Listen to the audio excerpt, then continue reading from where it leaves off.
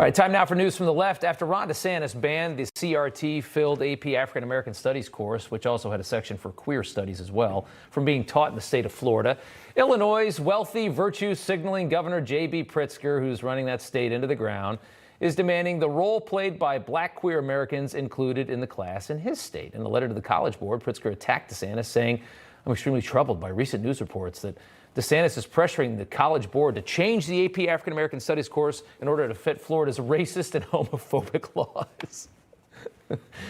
It's so ridiculous. It doesn't even, you shouldn't even have to talk about this. It's so ridiculous. But the only point of all this, of course, is destroying Ron DeSantis. That's all they care about, protecting their own power, and that's the point of this. Now we have to wonder how much actual black history is going to have to be removed from the course in Illinois, though, so that they can try to kill Ron DeSantis and pander to the LGBTQ mafia. That's the real question. Next up, Bed Bath & Beyond may have to file for bankruptcy after defaulting on a key loan from J.P. Morgan. At the end of November, BBB owed creditors more than $1 billion. In the last couple weeks, the company has closed many stores, laid off employees to lower costs. Bed Bath & Beyond parted ways with MyPillow in mid-January 2021 because of Mike Lindell, and that really, really hurt them. And now they're going out of business. Finally, in 2022, the United States paid $853 billion in interest on our national debt. That was just the interest payment. A chart illustrates how much this has shot up, especially under the Biden administration in the last couple of years.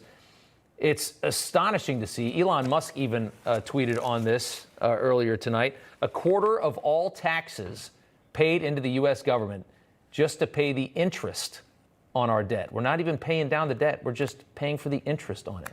That's the situation we're in.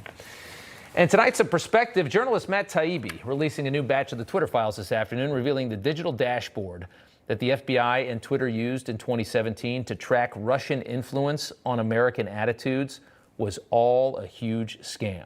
It's a big story.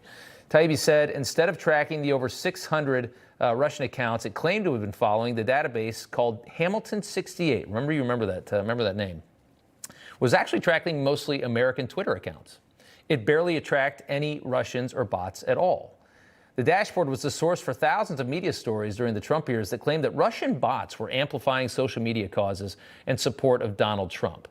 No, it wasn't Russian bots. It was regular people.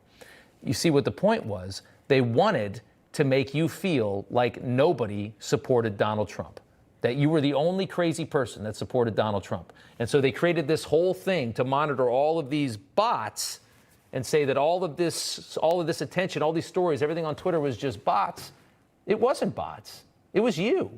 It was me. It was all of us supporting the policies of that administration. But they were hell-bent on making Americans believe that absolutely nobody could have voted for this person. Absolutely nobody supported any of that agenda.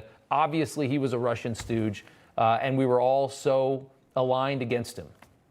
And they used Twitter to do that. Another great Twitter files, the 15th one.